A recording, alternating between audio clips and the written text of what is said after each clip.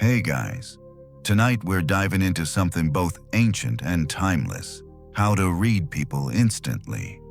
Imagine walking into a room and, without anyone saying a word, you sense the truth, the smile that hides sadness, the brag that screams insecurity, the silence that says more than 1,000 sentences. Marcus Aurelius, the emperor who ruled the greatest empire in the world, studied these patterns every day, and his insights are as sharp now as they were almost 2,000 years ago. Think about it. We scroll past masks online every day. But what if you could see past them? What if you could know when confidence is fake, when kindness is performance, when anger is really pain? The Stoics weren't just philosophers. They were observers of human nature, readers of hearts. They believed that once you see clearly, people can no longer deceive you. More importantly, you can no longer deceive yourself. And here's the truth. Everyone is showing you who they are, all the time. The cracks in their masks, the way they treat people who can't fight back, the words they choose, the silences they avoid. It's all there if you learn to see it. These aren't tricks or cheap psychology hacks. They're timeless truths about human behavior, revealed by Marcus Aurelius, Seneca, Epictetus, and confirmed by modern psychology today.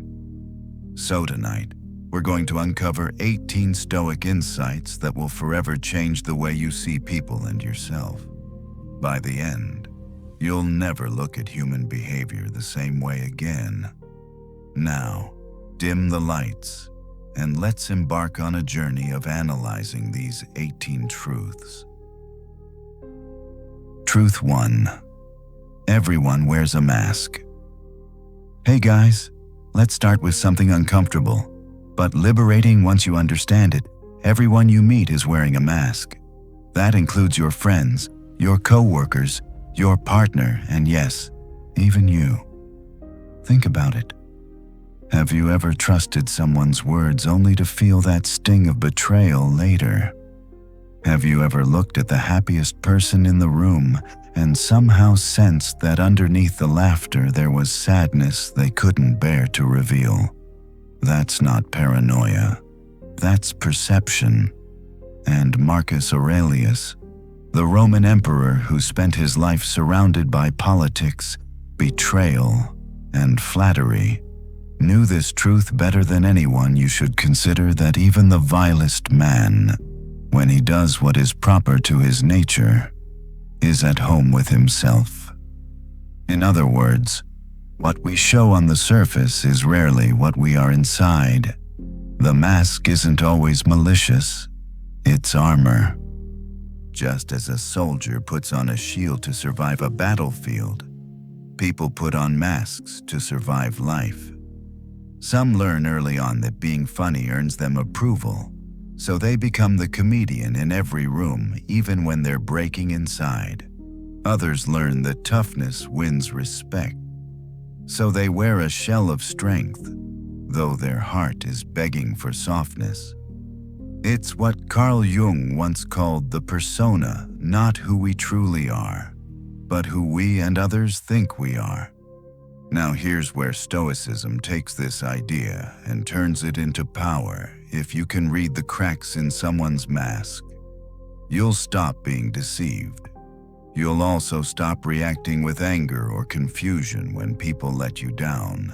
Instead, you'll see clearly, and clarity gives you freedom.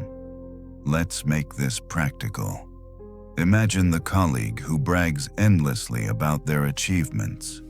The mask says, "I'm successful." But if you pay attention, the tension in their voice, the way they interrupt, the desperation behind their stories, the truth whispers, "I'm terrified of being overlooked." Or think of the friend who's always cheerful, always joking, always fine. The mask says, I'm joyful. But the slightly too long laugh, the quick avoidance of serious questions, those cracks reveal the truth: I can't face my sadness. Here's the gift: once you learn to see people's masks, you stop taking things personally. The arrogant man is protecting his insecurity. The cold woman is hiding her fear of being hurt. The bully is shielding their own wounded child. Suddenly, instead of being offended, you start to understand. You respond with patience. You gain strength. And this is not just about others, it's about you. Because you wear masks too. Maybe your mask is ambition staying busy, so nobody asks about your pain. Maybe it's silence, saying nothing, so nobody sees your vulnerability. Maybe it's control, organizing every detail, so life doesn't expose your chaos. Socrates warned, the unexamined life is not worth living. Examining your masks is part of that work. Ask yourself, when do I laugh to hide what hurts? When do I act strong because I fear being weak? When do I say I'm good when I'm not? Every time you strip away a mask, you move closer to truth. The Stoics weren't naive. They didn't say, never wear a mask. They said, notice the mask. Notice when it slips. Don't mistake it for the real thing. Marcus Aurelius reminded himself daily not to be deceived by appearances. If the Emperor of Rome had to write this down in his journal every night, how much more do we need it? So here's your challenge the next time you're in a conversation. Don't just listen to words. Watch the eyes when a sensitive subject comes up.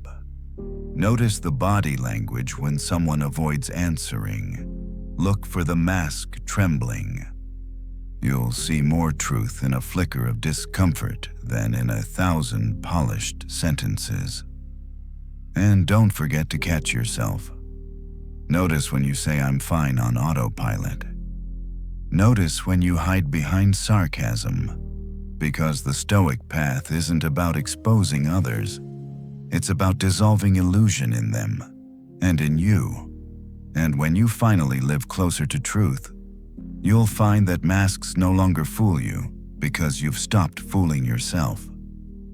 Truth 2. Criticism is confession. Think about the last time someone criticized you. Maybe it was a sarcastic comment from a friend, a harsh word from a coworker, or even an online stranger trying to tear you down. How did you feel? Defensive, hurt, angry? Most of us do. We grow up believing criticism is a mirror showing us our flaws. But the deeper truth, the Stoic truth, is this: criticism reveals far more about the critic than about you. Marcus Aurelius reminded himself daily, you will meet people who are meddling, ungrateful, arrogant, dishonest, jealous, and surly. They are like this because they do not know good from evil. He wasn't surprised by cruelty. He recognized that people project what they cannot manage within themselves. When someone attacks, it's usually not clarity, it's a confession. The coworker who constantly complains that others are lazy, they're terrified of being seen as unproductive. The friend who obsesses over fake people, deep down, they feel inauthentic themselves. The man who sneers at emotional people, he's running from emotions he cannot face. What you hear as insult is often their insecurity leaking out. Carl Jung said it sharply. Everything that irritates us about others can lead us to an understanding of ourselves.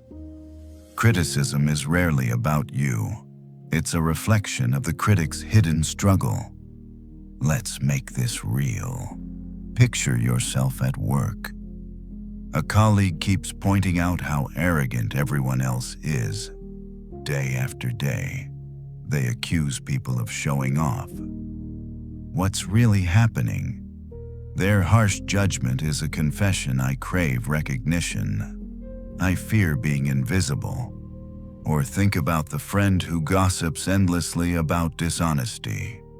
They sound like truth seekers, but often they themselves struggle with honesty, terrified that if people saw the real them, they'd be rejected. Now here's the Stoic power move when criticism comes. Don't rush to defend. Pause. Breathe. Ask yourself, what does this reveal about them? That single question transforms the sting of judgment into clarity. You no longer feel crushed by their words, because you realize their harshness is a confession of their wounds. But this truth also turns inward. What bothers you most in others? Arrogance, dishonesty, weakness. Each irritation is a clue. Maybe your hatred of arrogance is really your own longing for validation. Maybe your disgust for dishonesty comes from the lies you haven't faced in yourself. Maybe your impatience with weakness is fear of your own vulnerability. Criticism is a mirror both ways, theirs and yours. Socrates put it simply, let him that would move the world first move himself. If you want to grow, trace your judgments back to their root. Why do you sneer at that influencer online? Why do you roll your eyes at that coworker? The harshness in your judgment may be pointing directly at an unresolved wound in you. So how do we live this practically next time someone tears you down? Resist the urge to fight. Instead, let their words pass through you like wind through branches. Ask with curiosity, what's going on in them that makes this trait unbearable to see? And when you catch yourself criticizing, pause, ask, what am I confessing right now? This shift gives you freedom. You stop being at the mercy of every insult. You stop carrying the weight of every judgment. You see people as they are, humans battling themselves. And compassion replaces bitterness. Seneca said, "He who is brave is free, brave enough to see that harsh words are rarely about you, free enough not to let someone else's pain dictate your peace." So remember this the next time someone mocks, criticizes, or judges you harshly. Don't just hear their words. Hear the confession hidden beneath. It might just change how you see them. And if you're bold enough, it might change how you see yourself. Truth 3. Silence is louder than words. We've all been there. You ask someone a direct question. Are you okay? What really happened? How do you feel about this? And instead of an answer, you get hesitation, a quick subject change, or a smile that doesn't reach their eyes. On the surface, it looks like nothing, just silence. But if you pay close attention, that silence is heavy. It's not empty at all. It's full of meaning. The Stoics knew this. Marcus Aurelius wrote, "The soul becomes dyed with the color of its thoughts." Even when words disappear, silence carries that color. You can hear someone's inner world in the pauses, in the things left unsaid. Think of an argument. The loudest person in the room often seems the most confident, shouting, insisting, defending. But the sudden quietness, the avoidance, the refusal to answer when a topic cuts too close, that silence is more honest than 1,000 words. It's the whisper of fear. This hurts me. This scares me. I don't want to expose this. Seneca put it simply, speech is the index of the mind. But notice it's not just speech. It's also the lack of it. What someone chooses not to say can be the loudest truth of all. Let's bring this into everyday life. Imagine asking a friend how they're doing after a breakup. They say, "I'm fine," with a smile, but their voice is flat. Their eyes avoid yours. and they change the subject instantly. That silence between the words speaks louder. I'm not fine.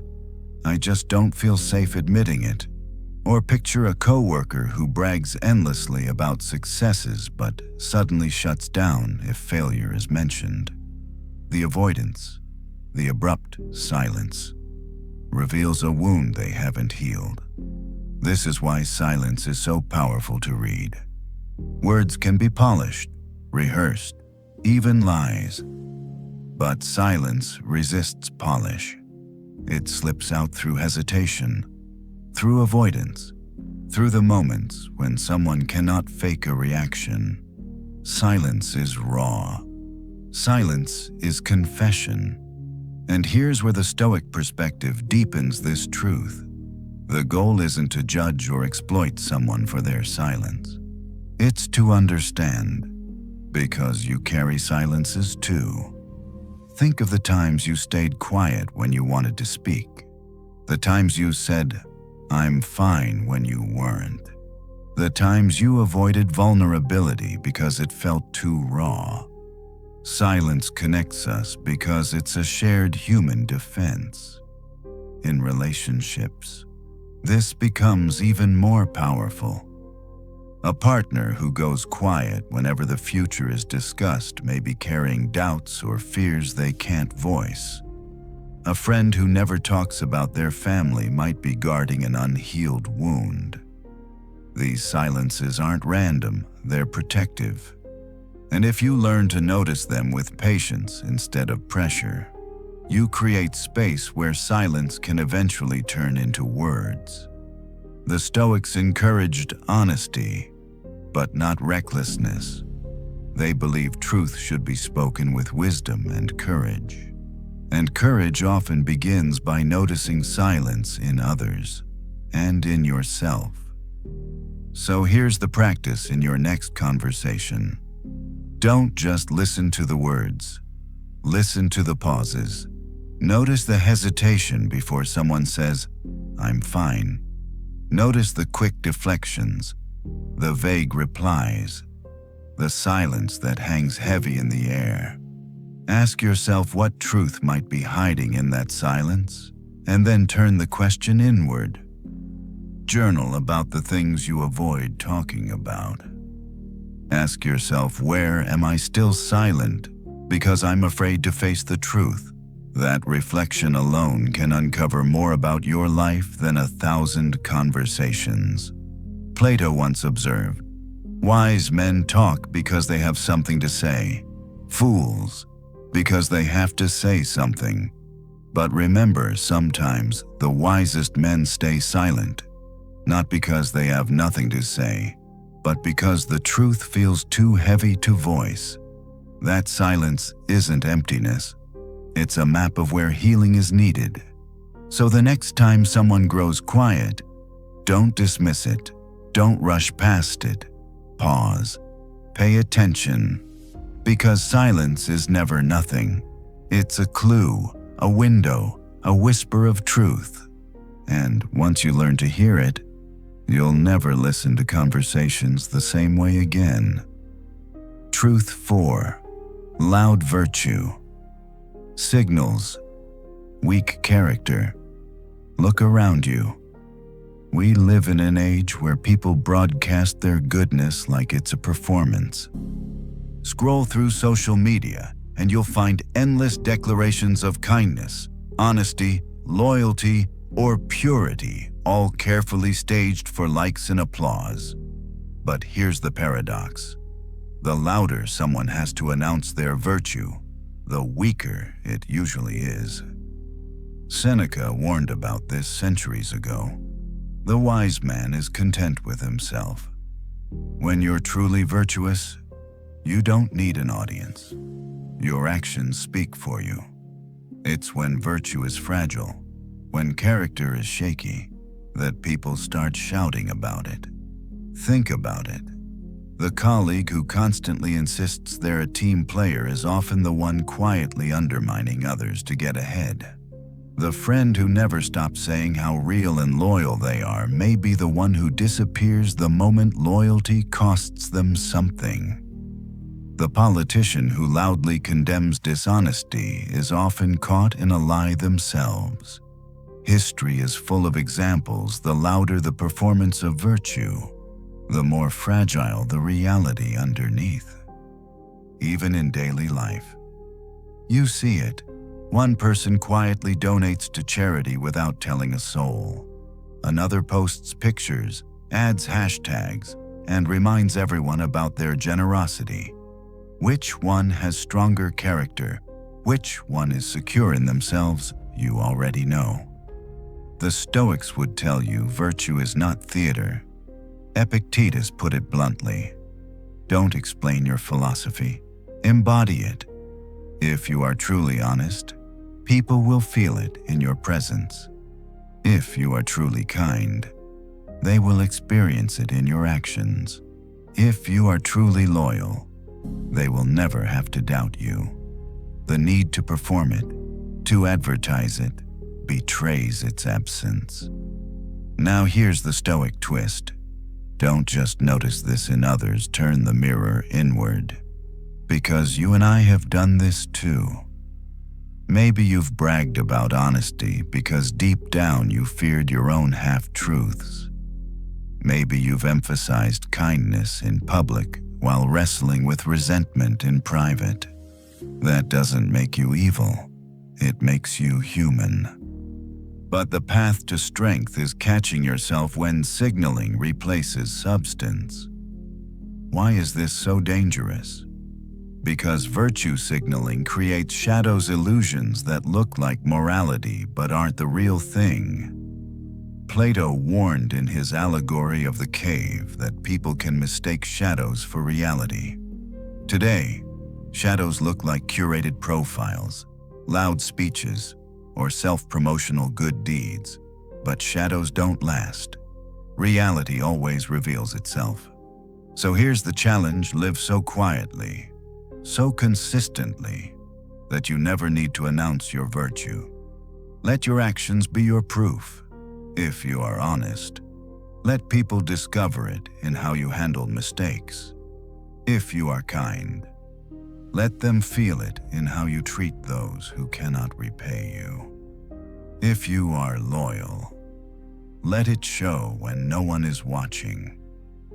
And when you encounter someone who loudly advertises their goodness, don't be fooled by the noise. Look deeper. Ask yourself, is this lived or is this staged? Often, you'll see that the microphone of their words is covering the weakness of their actions. Remember, this real strength never needs to shout. The oak tree doesn't brag about its roots. The ocean doesn't announce its depth. And true character, like true virtue, is steady, quiet, and undeniable without performance. Truth 5. People lie to themselves. First, one of the hardest truths to accept about human nature is this: people lie to themselves before they lie to anyone else. Think about how often you've heard phrases like, "I'm fine," "I don't care anymore," "I'm over it."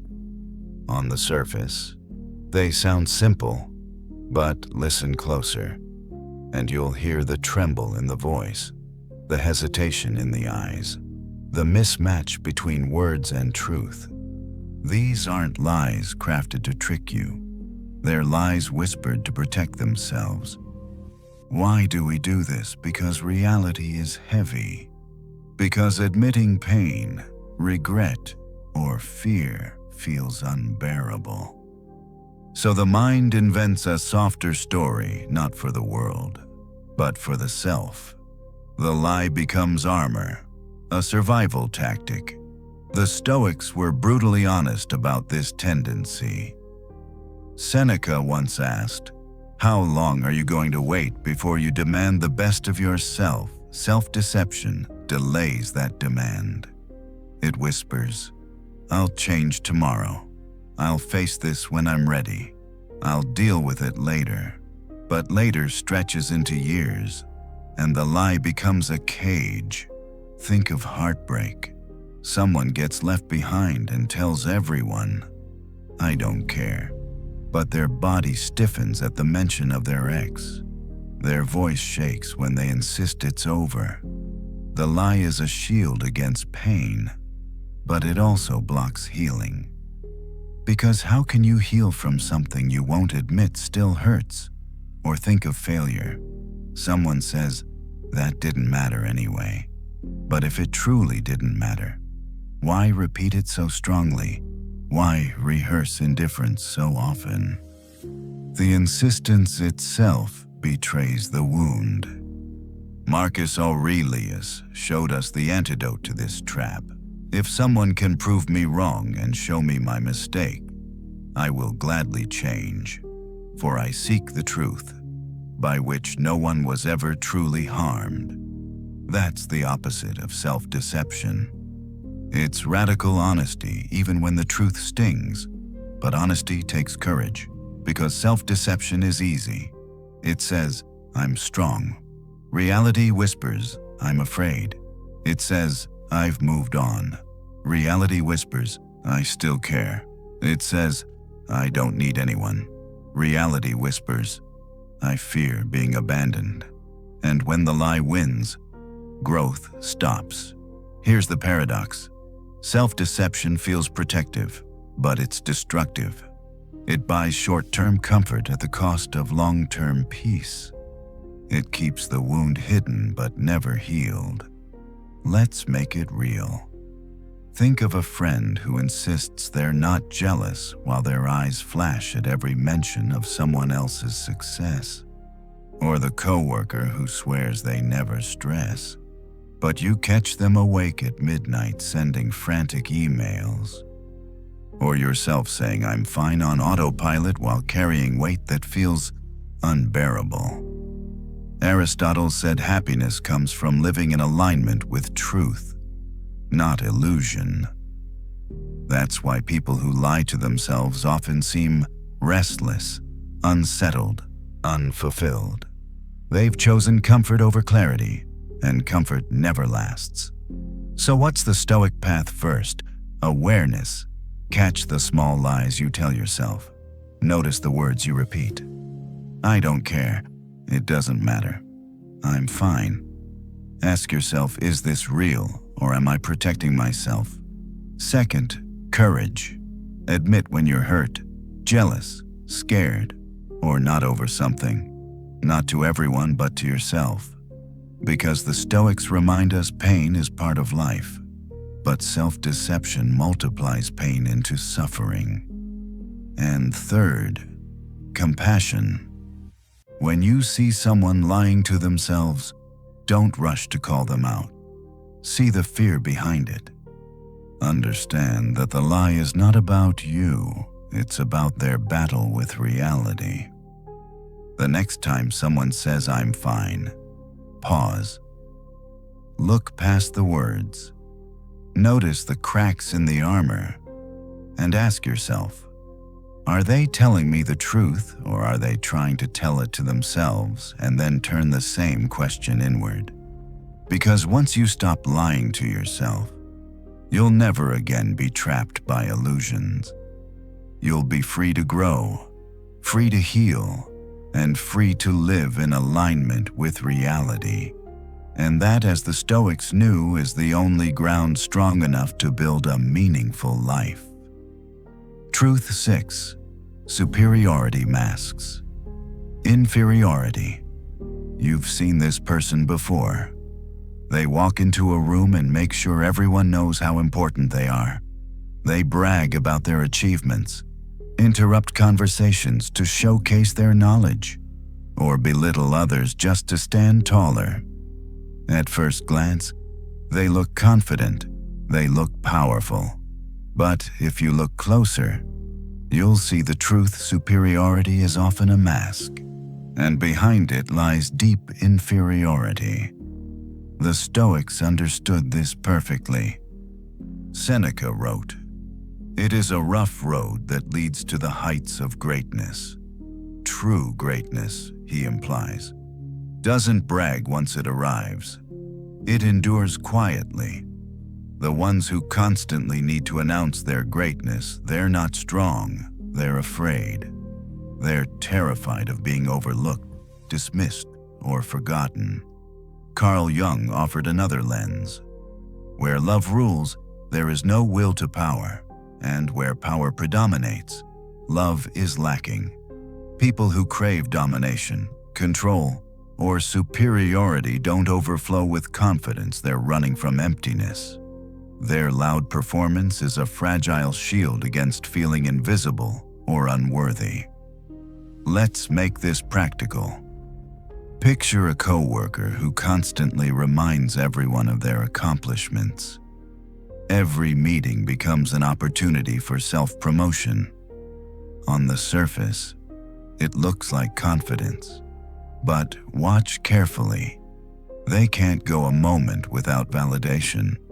They fear that if they stop proving themselves, they'll disappear. Their superiority is really insecurity dressed up in noise. Marcus Aurelius, Emperor of Rome, had to guard against this very temptation. He reminded himself, ambition means tying your well-being to what other people say or do. Sanity means tying it to your own actions. Those who need to appear superior tie their worth to the opinions of others, applause, recognition, control. But real confidence ties worth to inner stability, not outward dominance. Think of another example, someone who must win every argument, no matter how trivial. They can't bear to be corrected. They interrupt, dominate, insist on having the last word. At first, it looks like intelligence or strength. But ask yourself what kind of person fears being wrong so much that they fight even over nothing. Not someone at peace. It's someone whose worth feels fragile, whose fear of inadequacy is so strong that being wrong feels unbearable. Here's the liberating Stoic insight when you see superiority. Don't be intimidated. Look beneath it. Ask what fear is driving this performance. What wound is this person trying to cover? Suddenly, their arrogance loses power over you. It's no longer about you, it's about them. And then turn the mirror on yourself. Because we've all worn this mask too. Ask, when do I feel the need to prove myself? When do I exaggerate accomplishments? When do I put others down to feel taller? Those moments are clues. They reveal insecurities you haven't faced. And the Stoic path is to face them honestly, rather than bury them under noise. In relationships, this truth is crucial. A partner who constantly reminds you of how lucky you are to have them may not be overflowing with confidence, they may be terrified of being abandoned. A boss who micromanages every detail doesn't exude strength, they're afraid of losing control. The louder the superiority, the more fragile the wound underneath. Seneca reminded us, he who is brave is free. The bravest act is to strip away the mask of superiority and face the fear beneath it. Because once you accept your vulnerabilities, you no longer need to cover them with arrogance. You find freedom in honesty. So remember this the next time someone brags endlessly, belittles others, or dominates the room. Don't be deceived. Real confidence doesn't need an audience. Real power doesn't need performance. And the strongest person in the room isn't the one shouting the loudest. It's the one who doesn't need to prove a thing. Truth 7. Fear drives most behavior. We like to believe people are driven by desire, the pursuit of happiness, success, and love. But if you look closer, if you read between the lines of human behavior, you'll see something deeper. Most people are not guided by what they want, but by what they fear. Think about it. How many times have you said yes when you wanted to say no, just to avoid disappointing someone?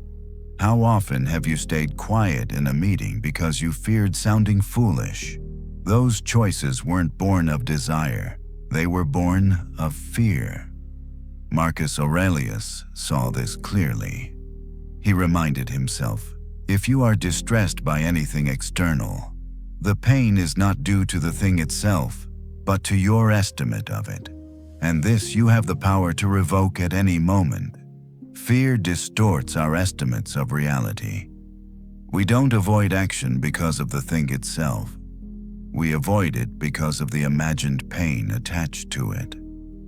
Look at the patterns around you. The person who talks too much, they're not arrogant, they're afraid of being ignored. The one who disappears when things get tough, they're not careless, they're afraid of failing. The one who agrees with everyone, even when they're screaming no inside, they're not spineless, they're terrified of losing connection. Fear hides under the surface of almost every behavior. Carl Jung gave us a clue. Where your fear is, there is your task. The places where people act irrationally, cling tightly, or overreact. Those are the places fear is pulling the strings. Take the boss who micromanages every detail. On the outside, it looks like control. But underneath is fear of being seen as incompetent. Fear that letting go will expose weakness, or the friend who gossips constantly. On the surface, it looks like pettiness, but underneath is fear of irrelevance. Fear of being invisible if they don't keep attention flowing, or the partner who clings too tightly. It looks like passion, but really, it's fear of abandonment. Aristotle argued that courage is the foundation of all virtues. Without courage, honesty crumbles under the fear of judgment. Without courage, kindness withers under the fear of rejection. Without courage, wisdom hides under the fear of mistakes. That's why the Stoics placed such emphasis on facing fear directly, not pretending it doesn't exist, but learning to see it for what it is. Now look inward. How much of your life has been shaped not by desire, but by fear? The job you stayed in too long because you feared change. The relationship you held on to because you feared loneliness. The words you swallowed because you feared conflict. Fear becomes the hidden architect of our lives. Seneca once wrote, "He suffers more than necessary, who suffers before it is necessary." How often do you suffer twice? Once in reality, and once in your imagination, rehearsing fears that never even come true. That pre-suffering shapes your choices, your habits, your future. Here's the liberating insight if you want to understand someone. Don't just ask, what do they want? Ask, what are they afraid of losing? You'll see clearly. And if you want to understand yourself, ask the same question.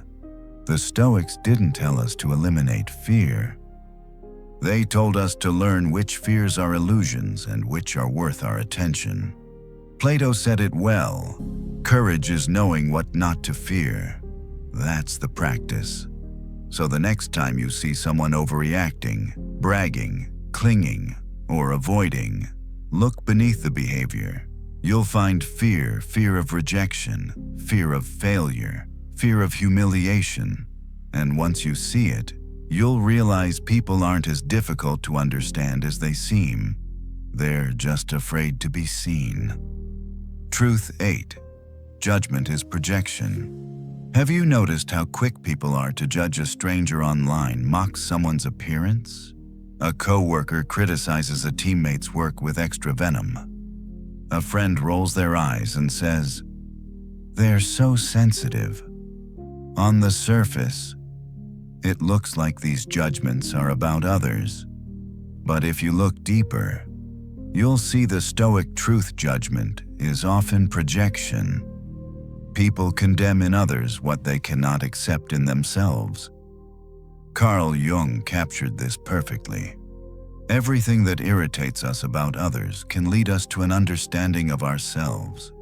When someone lashes out, mocks, or ridicules, they're holding up a mirror, but it reflects their own insecurities, not yours. Think about it. The person who mocks others for being too sensitive is often terrified of their own vulnerability. They see someone crying easily and sneer, because that mirror exposes emotions they've buried. Or the person who criticizes others' arrogance over and over, maybe they secretly crave admiration but feel ashamed of it. Their harshness is a confession in disguise. Judgment doesn't only expose flaws, it also reveals longing. Sometimes the people we idolize, the traits we envy, are qualities we desperately want to develop in ourselves. Admiration, too, can be projection. Marcus Aurelius warned himself daily not to be swayed by others' judgments, whether praise or condemnation, because both often reveal more about the speaker than about reality. Let's make this real. Imagine someone who constantly ridicules lazy people. They claim it's about valuing hard work, but look deeper. Maybe they grew up feeling worthless unless they overwork. Their hatred of laziness is really fear of being seen as lazy themselves. Or think of gossip. On the surface, it looks like entertainment, but in truth, gossip is projection. People tear others down to quiet their own insecurities. They laugh at flaws that remind them of their own. Now here's where Stoicism transforms this truth into power. When someone judges you harshly, don't take it personally. Instead, ask what are they revealing about themselves. This shift turns judgment into insight. Their words stop being daggers and start being windows. You see their fear, their longing, their wound, and suddenly, you are free. But this truth also demands courage inward. What do you judge most harshly in others? Arrogance, dishonesty, weakness? Each harsh judgment is a clue. Maybe your anger at arrogance reflects your own hidden craving for recognition. Maybe your hatred of dishonesty points to truths you haven't fully admitted. Maybe your disgust at weakness comes from fear of your own vulnerability. Epictetus taught, "It is not what happens to you, but how you react to it that matters. Your reaction to others is always within your control." If your reaction is harsh judgment, the Stoic practice is to pause and ask, why does this bother me so much? What inside me is being touched? That humility turns judgment into self-discovery. Imagine applying this daily. Instead of assuming you see people clearly, you admit, what I see in them might be a reflection of me. That mindset dissolves bitterness and grows compassion. Because once you accept your flaws, you don't need to exile them into others. You stop projecting. You start living honestly. Marcus Aurelius reminded himself, when you wake in the morning, remember you will meet people who are meddling, ungrateful, arrogant, dishonest, jealous, and surly. Notice his tone, not anger, not surprise, but calm recognition. He knew these flaws were universal. He knew judgments were reflections of inner battles. And because of that, he could meet them with patience instead of hatred. So remember this the next time someone mocks, ridicules, or criticizes. Look deeper. Judgment is rarely about the one being judged. It's a mirror held up to the one doing the judging. And when you understand that, their words no longer wound you, they teach you. Truth 9. Fake confidence hides guilt. We live in a culture that worships confidence. Everywhere you turn, the message is the same: stand tall, speak with certainty, never let them see you sweat. And because of that pressure, you'll meet countless people who project an image of unshakable strength. Their voice is firm, their posture unbending, their presence commanding. But here's the Stoic insight: much of what passes for confidence is nothing more than a mask.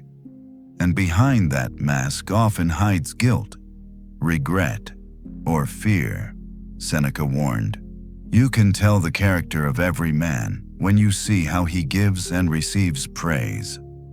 Watch closely and you'll notice people with fake confidence can't handle criticism.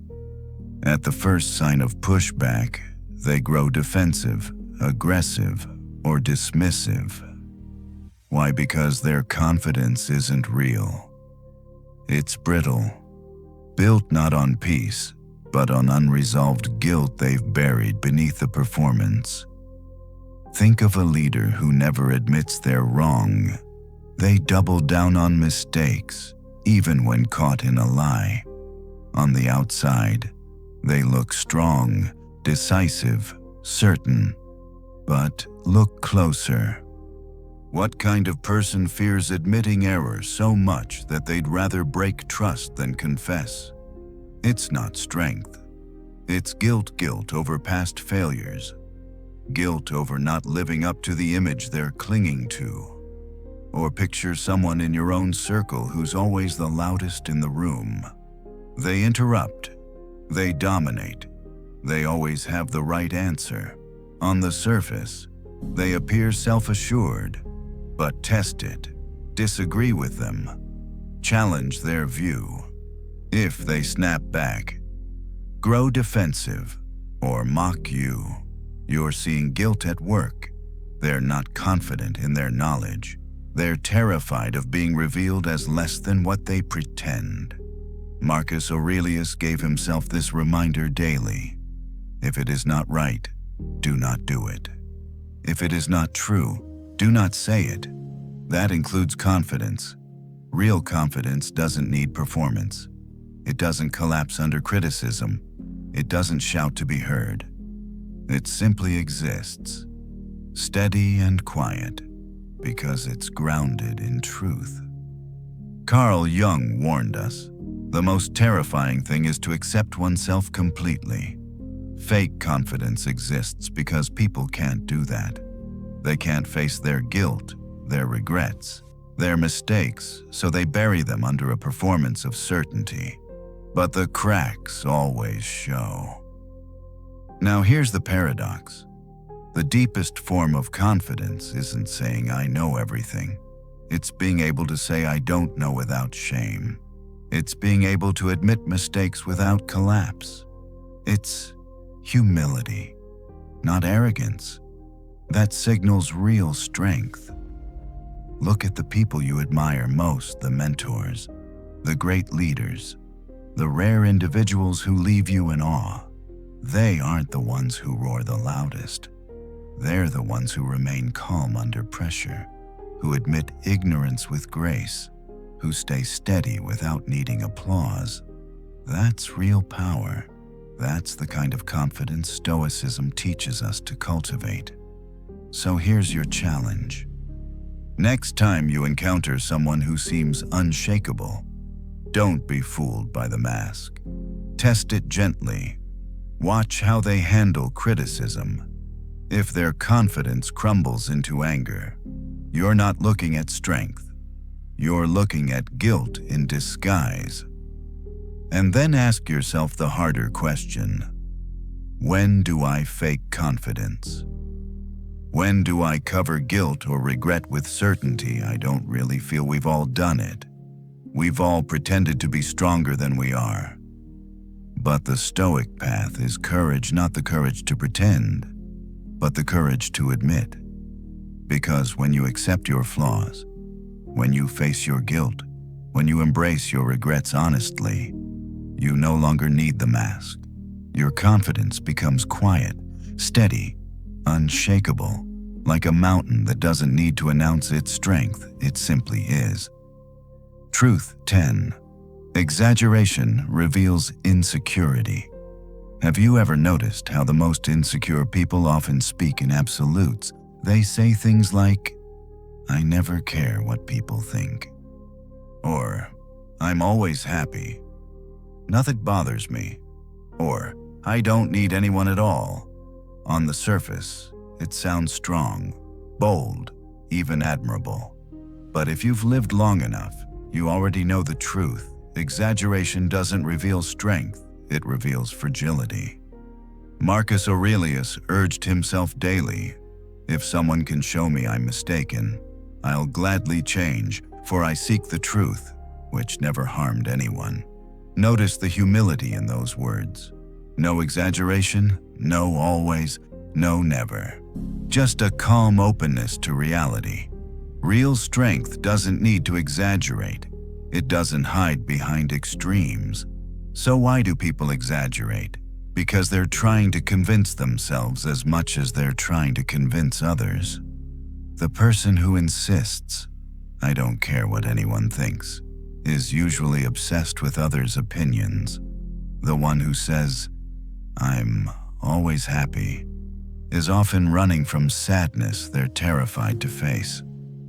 The one who declares, "I never need anyone," is often desperate for connection, but too wounded to admit it. Exaggeration is like a billboard on the side of the road. The louder the sign, the more insecure the truth behind it. Just as people wear masks of strength, they also use extreme words as camouflage for their fragility. Think about it. A confident athlete doesn't need to say, "I'm the best of all time. Nobody can beat me." They simply play the game, and their results speak. But the insecure athlete clings to absolutes. "I'm unbeatable. I never lose," because deep down, they're terrified of losing. A secure friend doesn't need to say, "I'm the most loyal.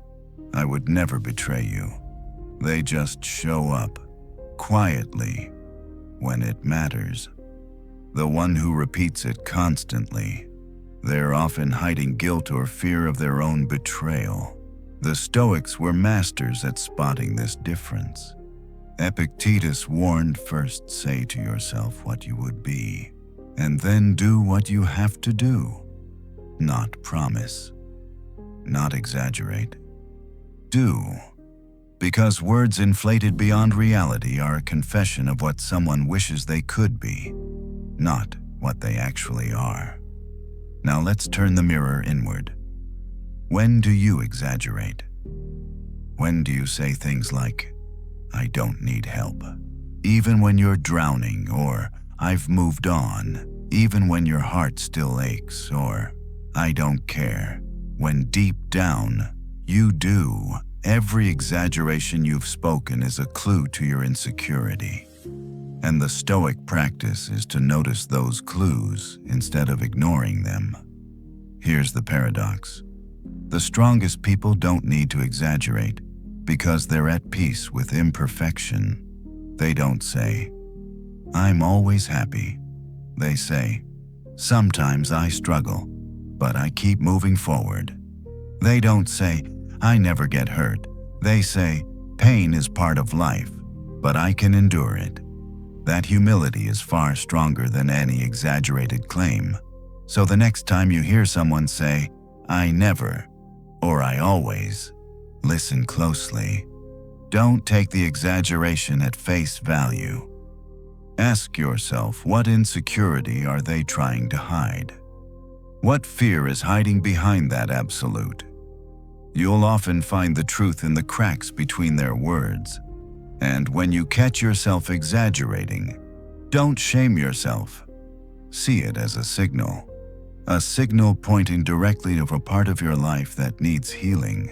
Because once you accept those fragile parts of yourself, you'll stop covering them with absolutes. You'll speak with honesty, and honesty, not exaggeration. is where true strength lives.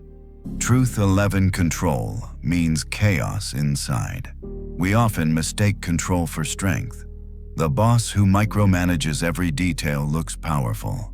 The friend who plans every second of their day looks disciplined. The partner who tries to dictate every move looks decisive. But here's the Stoic truth when someone needs to control everything around them. It's usually because everything inside them feels out of control. Marcus Aurelius reminded himself, "You have power over your mind, not outside events." Realize this, and you will find strength. That's the essence of Stoicism. True control is internal. External control, the urge to dominate others, to organize every outcome, to force life into submission, often signals chaos inside the mind. Think about the manager who checks every email, rewrites every report, and refuses to trust their team. On the surface, it looks like discipline, but look deeper. It's fear. Fear of being exposed as incompetent. Fear that letting go will reveal weakness. Their external control is a confession of inner instability. Or picture the partner who demands to know where you are, who you're with, what you're doing at every moment. It looks like love disguised as care, but the truth is insecurity.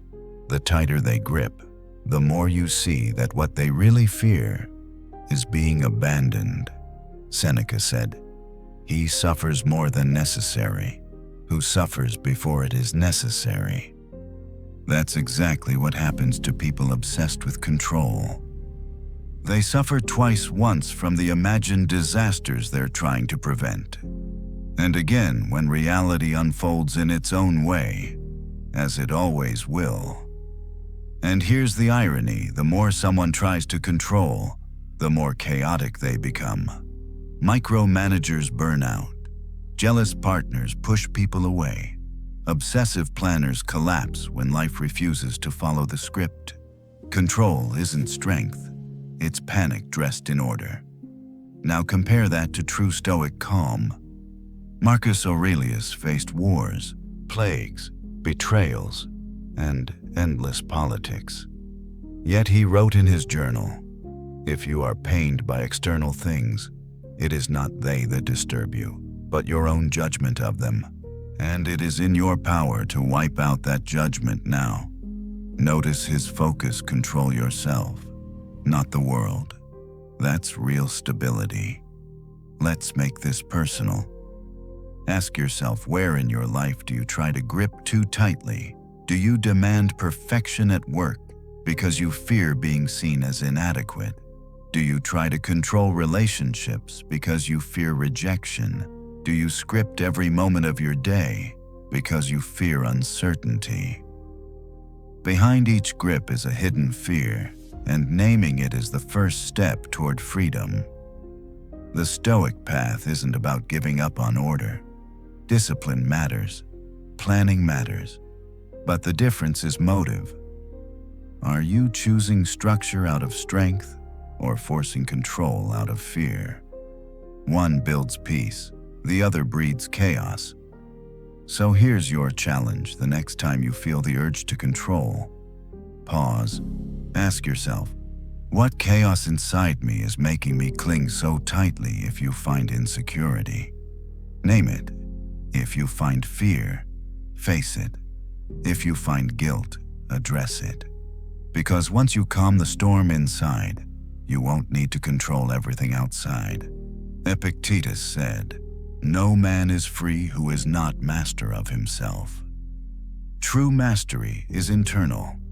Once you own your thoughts, your reactions, your fears, the need to micromanage others dissolves.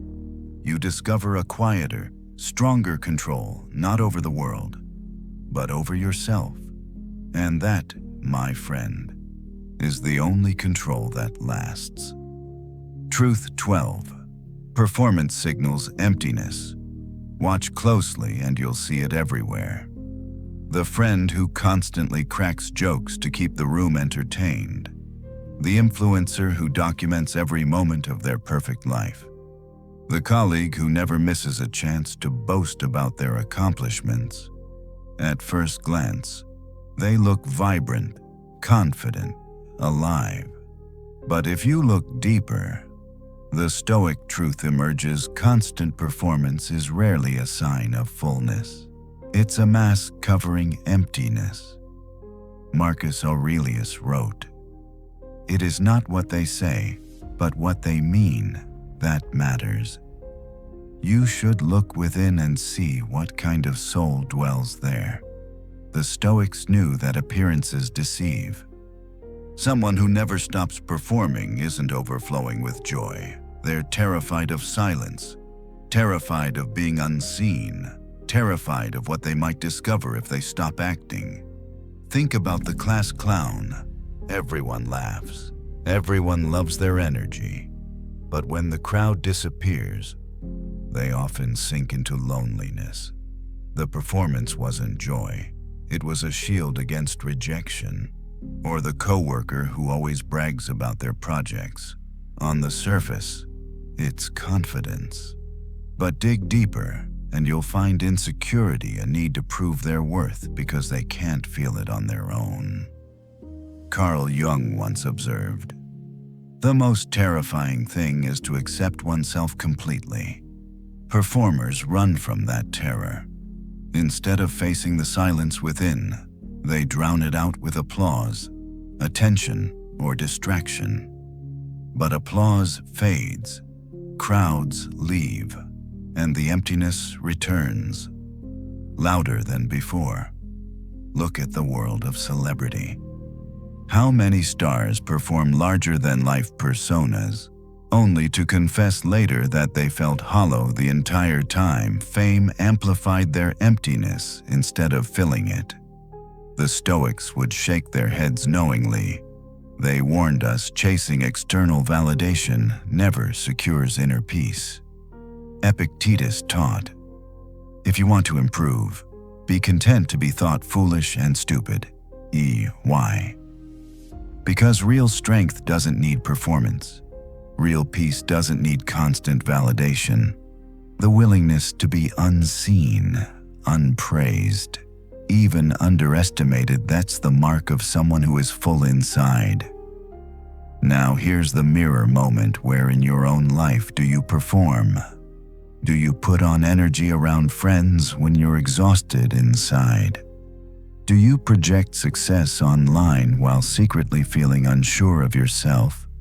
Do you fill silence with noise because you're afraid of sitting alone with your own thoughts? Those aren't random habits. They're signals pointing to places where emptiness hides. The Stoic path isn't about condemning performers. It's about compassion. Because performance is a survival strategy. People act because they fear that their unfiltered self won't be enough. Instead of judging, recognize it, and then turn inward and ask, where do I still perform?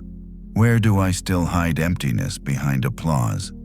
Seneca said, "He who is brave is free." And what could be braver than dropping the performance, than saying, "This is who I am," without polish, without noise, without applause? That kind of bravery dissolves emptiness, because emptiness only survives in pretense. So here's your challenge. Notice the performers around you, but don't envy them. Don't be fooled by the noise. See the fear beneath, and in your own life.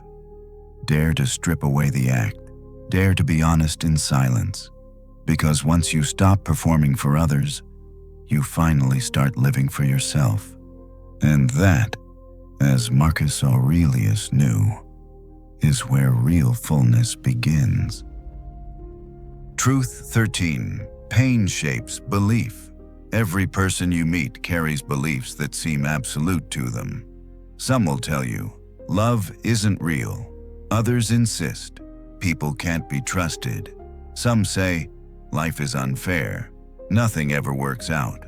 To them, These aren't opinions, they're truths carved into stone. But here's the Stoic insight. Most beliefs don't come from logic or evidence. They come from pain. Marcus Aurelius reminded himself, if someone does wrong, it is because they do not know what is right. Extend that idea further. If someone holds a hardened belief, it's often because they were wounded. Pain becomes the sculptor of their worldview. Think about the person who insists that love is a lie. Where did that belief come from? Not philosophy, heartbreak. They loved deeply, trusted fully, and were betrayed. The pain was so sharp that to protect themselves, they built a new belief: love itself must be false. Or take the one who proclaims, you can't trust anyone. Beneath that cynicism is usually betrayal by someone they depended on. Their belief isn't universal truth, it's scar tissue. Carl Jung said, until you make the unconscious conscious, it will direct your life and you will call it fate. People often mistake their pain-shaped beliefs for fate, for reality. But those beliefs are not reality, they are survival strategies. Look at history. Many leaders who became ruthless dictators weren't born cold. They were shaped by early humiliation, rejection, or fear. Their belief in domination as the only path to safety was carved by pain. Or look at the friend who avoids intimacy at all costs. On the surface, it looks like independence. But really, it's a belief forged by old wounds. If I let someone in, I'll be hurt again. The Stoics warned us about this trap. Seneca wrote, we suffer more often in imagination than in reality.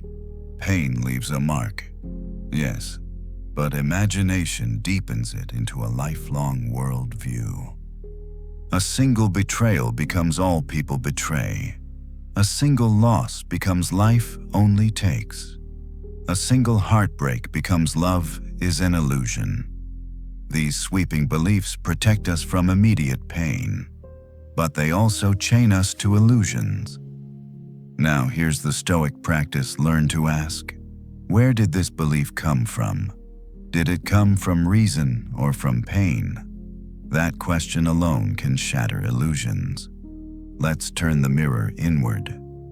What beliefs do you hold tightly? Maybe you believe you're not good enough, or that success is for other people, not for me. Trace those back. Did logic give you that belief, or did failure, rejection, or someone else's cruelty plant it in you? If it came from pain, it's not truth, it's a scar. And scars don't have to dictate your life. Marcus Aurelius reminded himself that the mind has the power to reframe. Choose not to be harmed and you won't feel harmed. Don't feel harmed and you haven't been. Pain happens. But whether it becomes a belief that poisons your view of life, that's your choice. Here's the challenge when you hear someone's hardened cynicism. Don't just hear their words. Hear their wound. Understand that their bitterness isn't proof of reality. It's proof of past pain. And in yourself, when you catch a belief that shrinks your world, trace it back. Ask if you want pain to keep writing your story. Because the Stoics remind us reality is harsh. Yes, but pain is a teacher, not a master. Don't let it sculpt beliefs that imprison you. Instead, let it sharpen wisdom, because once you stop letting pain define truth, you finally start living free. Truth 14. How they treat the weak shows who they are. If you really want to know someone's character, don't look at how they treat their equals. Don't look at how they treat their superiors. Look at how they treat those who can do nothing for them. The waiter, the janitor, the stranger on the street. Because here's the Stoic truth: a person's treatment of the powerless reveals their true soul more than anything else. Marcus Aurelius reminded himself, "The best way of avenging yourself is not to become like the wrongdoer." That includes the temptation to treat people poorly simply because you can. Real strength never abuses power. Real character shows itself in how gently you handle those who have no power over you. Think about it. Anyone can be polite to a boss. Anyone can be kind to someone they admire. There's something in it for them, a chance to gain approval, opportunity, or connection. But watch what happens when the stakes are low, when kindness won't be rewarded. The friend who tips poorly because they'll never see me again. The executive who ignores the intern. The partner who's sweet in public but cruel in private. Those moments strip away the mask. That's who they are.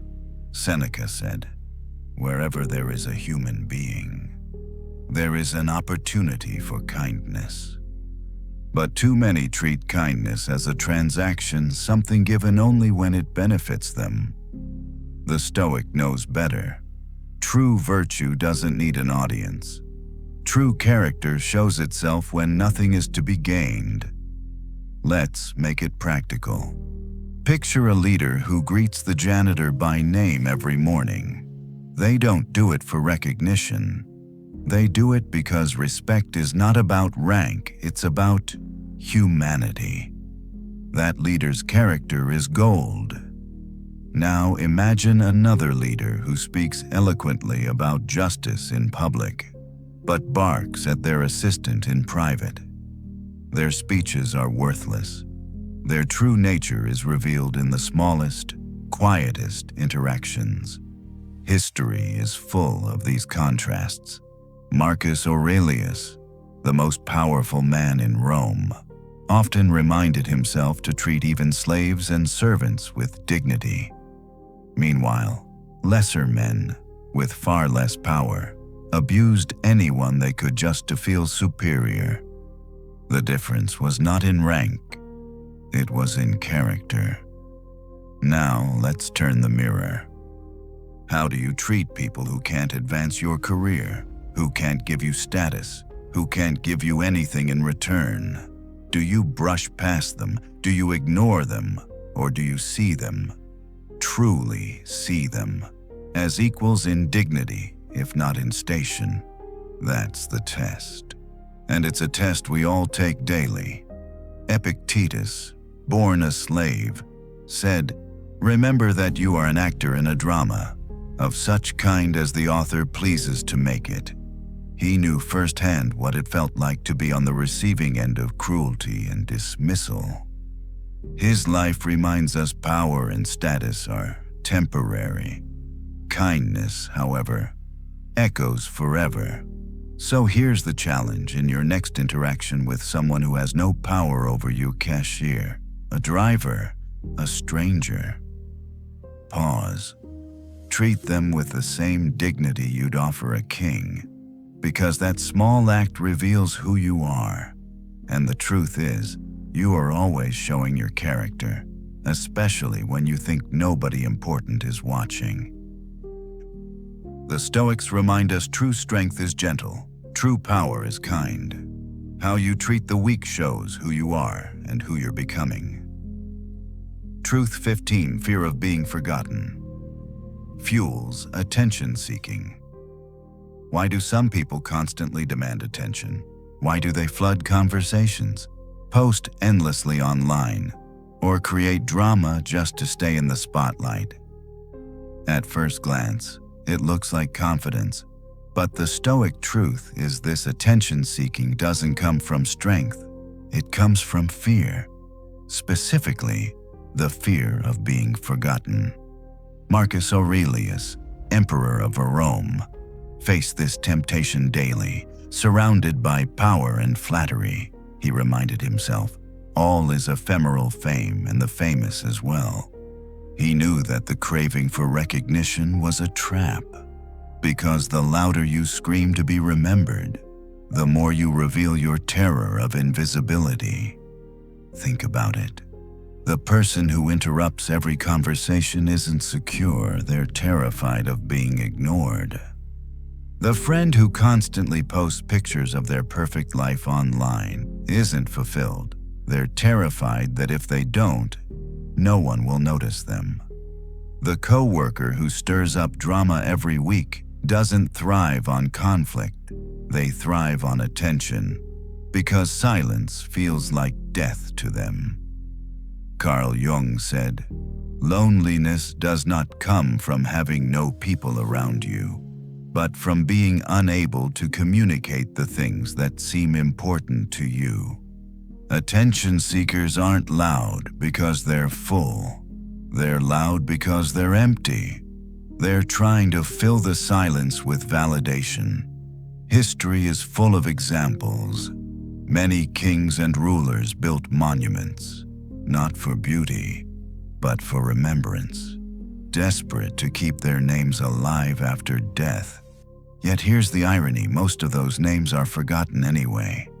The fear they were running from caught them in the end. Seneca offered a sharper truth. What is fame? To be applauded by a crowd, the majority of whom are not fit to judge one man. What looks like glory is really fragility. The applause of strangers is no cure for the fear of invisibility. Now let's make this personal. When do you seek attention? Do you post for connection or for validation? Do you talk to share or to be noticed? Do you create drama not because it's needed, but because silence feels unbearable? Those aren't random habits. They're signals of a deeper fear. If I'm not seen, I don't matter. Here's the Stoic antidote. Remember that attention doesn't equal value. Marcus Aurelius reminded himself daily that even emperors are forgotten. The names of the Caesars, once shouted in the streets, now live only in history books. If fame fades even for kings, why chase it as if it were life itself? The Stoics teach us that meaning comes not from being remembered, but from living rightly. Epictetus said, "First say to yourself what you would be, and then do what you have to do." Your life matters because of what you embody, not because of who notices. The person who lives with virtue can die unknown and still be free. The one who chases applause can die famous and still be empty. So here's your challenge the next time you feel that itch for attention. Pause. Ask yourself, am I acting from fullness or from fear of being forgotten? If it's fear, don't shame yourself. See it, name it, and then let go. Because you don't need the crowd to validate your worth. You don't need applause to confirm your existence. The Stoics remind us silence is not death. Being unseen is not failure. And true greatness isn't measured by how many remember you, but by how you lived, even if nobody was watching. Truth 16. Desire for approval reveals inner emptiness. Look around and you'll notice something striking. So many people live their lives chasing approval. They dress to impress. They speak to be praised. They make decisions not from conviction, but from the hope of applause. And here's the Stoic truth: the more someone craves approval, the emptier they feel inside. Marcus Aurelius warned himself daily about this trap. He wrote, "It never ceases to amaze me we all love ourselves more than other people, but care more about their opinion than our own." Think about that. We put strangers' judgments above our own wisdom. We bend ourselves into shapes just to earn a nod, a like, a compliment. That's not strength, that's emptiness masquerading as ambition. Why do people crave approval? Because deep down, they doubt their own worth. They hope that external validation will patch the hole inside. But here's the paradox: the more they chase it, the bigger the hole grows. Every compliment feels good for a moment, but it fades quickly, leaving them desperate for the next hit. Approval becomes an addiction. Consider the friend who constantly asks, "Do you think I did okay?"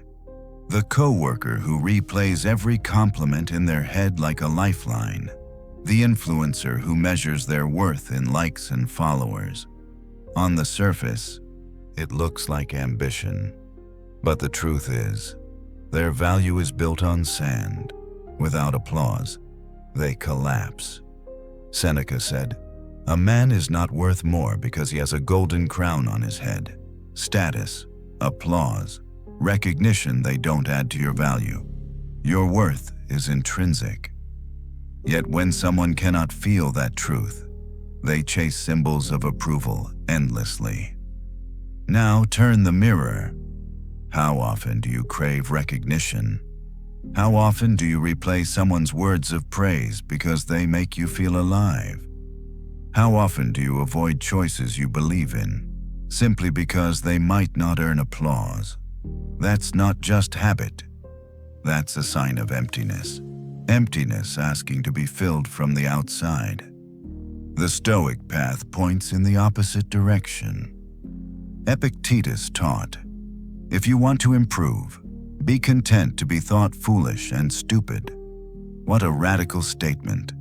Be content to lose approval. Be content to be underestimated. Why?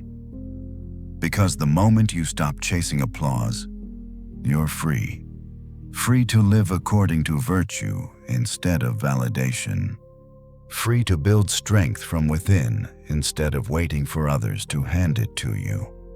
Think of the strongest people you know. They don't bend with every opinion. They don't live for likes or nods. They carry themselves with quiet assurance because their worth doesn't depend on approval. They've built an inner citadel, as Marcus Aurelius called it, a fortress of self-respect that no crowd can shake. So here's the challenge: the next time you feel that itch for approval, pause. Ask yourself, if no one noticed this, would I still do it? If the answer is no, you're chasing applause. If the answer is yes, you're aligned with virtue. And here's the deeper truth: approval will never fill the emptiness. Only integrity will. Only living in alignment with your values, regardless of recognition, will bring peace. Because when you no longer need approval, you're not empty anymore. You're whole. Marcus Aurelius said it best. The soul becomes dyed with the color of its thoughts. Fill your soul with strength, not with the fragile dye of others' opinions. Build yourself from the inside out. And when you do, approval will no longer control you. It will simply become background noise to a life lived with quiet, unshakable dignity. Truth 17. Anger masks pain. Think about the last time someone exploded in anger. Maybe it was a stranger shouting in traffic, a friend snapping at you over something small, or even yourself slamming doors, raising your voice, losing control. At first glance, it looks like power. Anger feels like fire, like dominance. But the Stoic truth is this: anger is rarely about strength. Anger is a mask, and what it hides, almost always, is pain.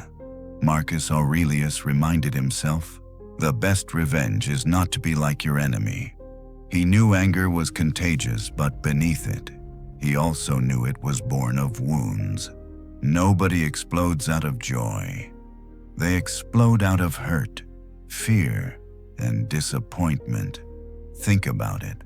The father who lashes out at his children, often he's carrying pain from his own childhood, repeating cycles of wounds he never healed. The coworker who snaps when criticized, beneath their outburst is pain from feeling inadequate. The friend who rages at betrayal underneath is heartbreak, grief, and fear of being unworthy of love.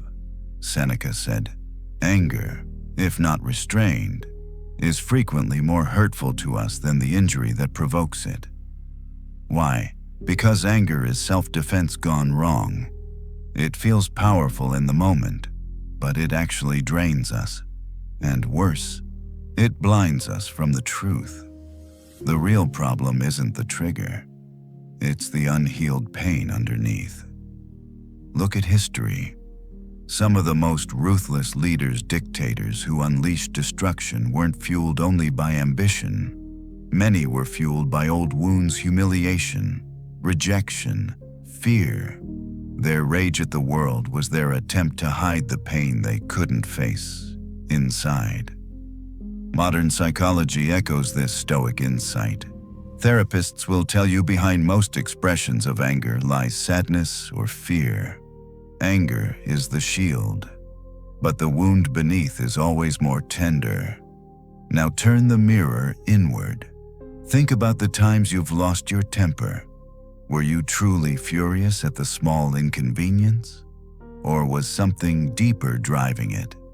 Maybe your outburst at traffic wasn't about traffic. Maybe it was the stress of feeling unseen or unappreciated. Maybe your anger at a friend wasn't about their words.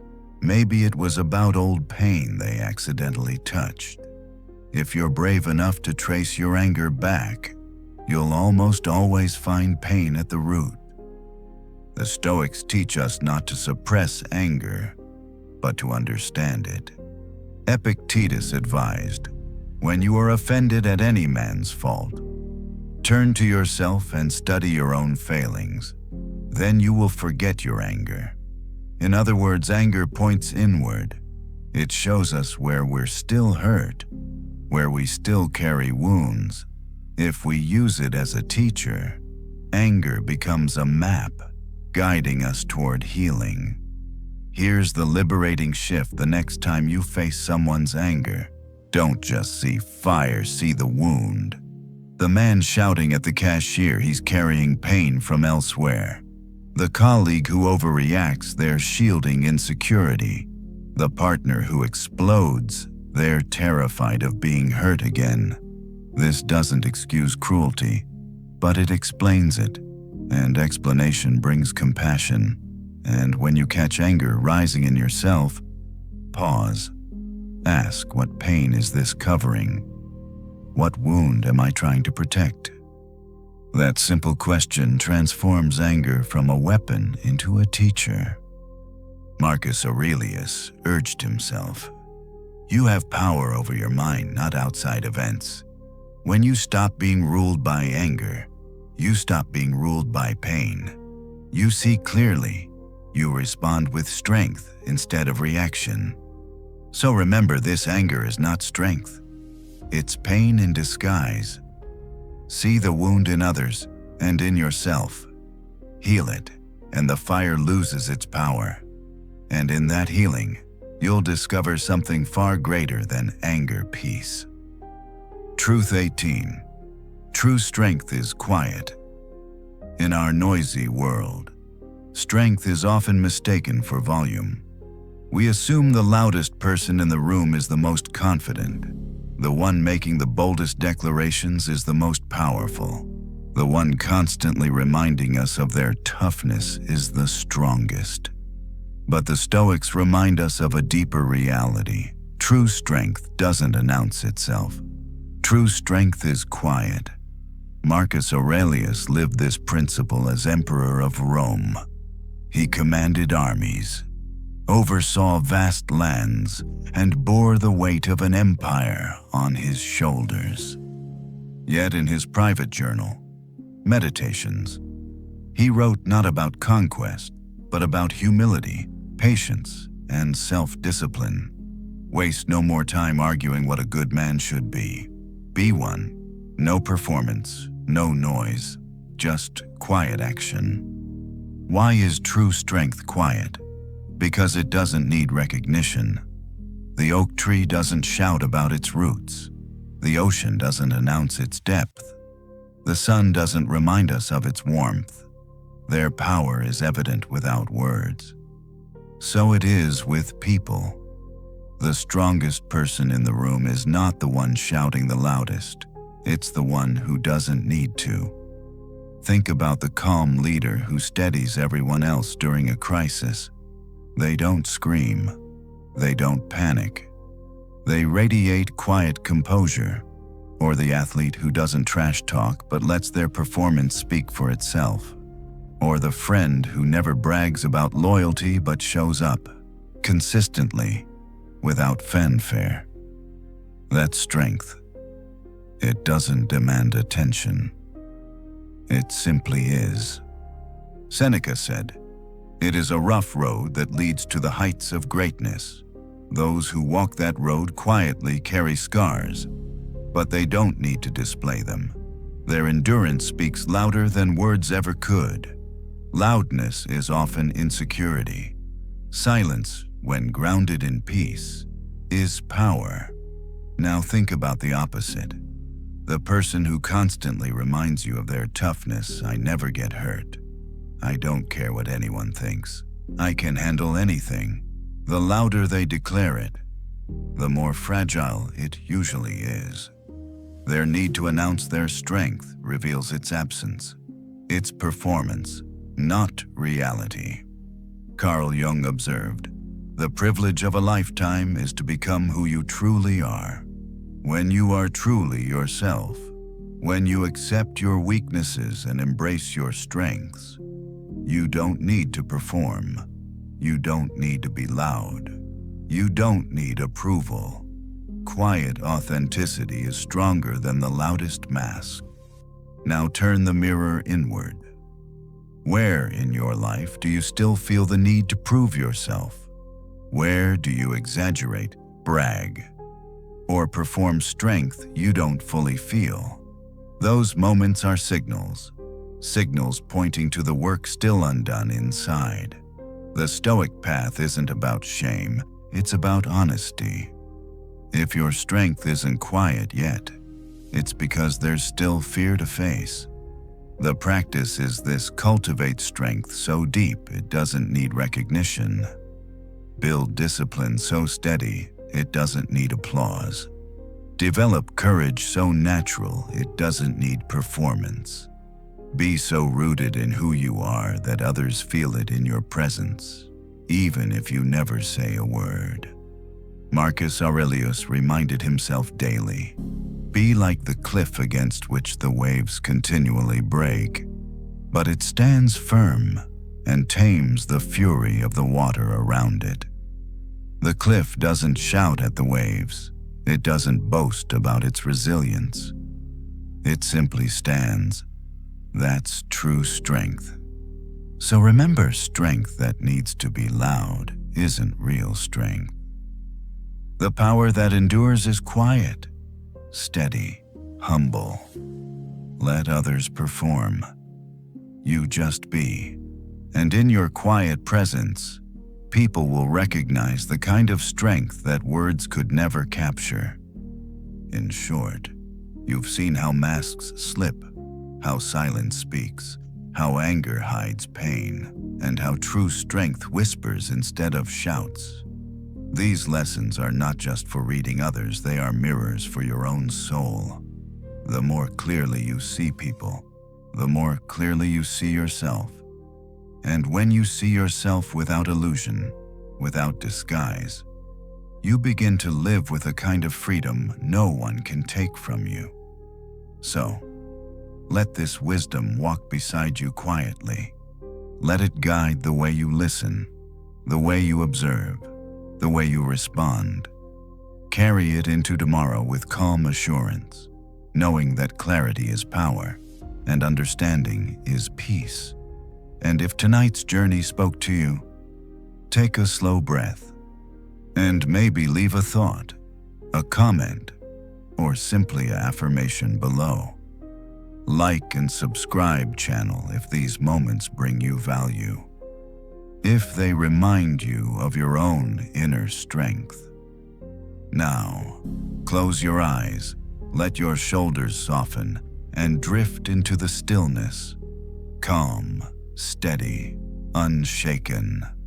Whispering affirmation to yourself, I see clearly now. Good night. Sweet dreams.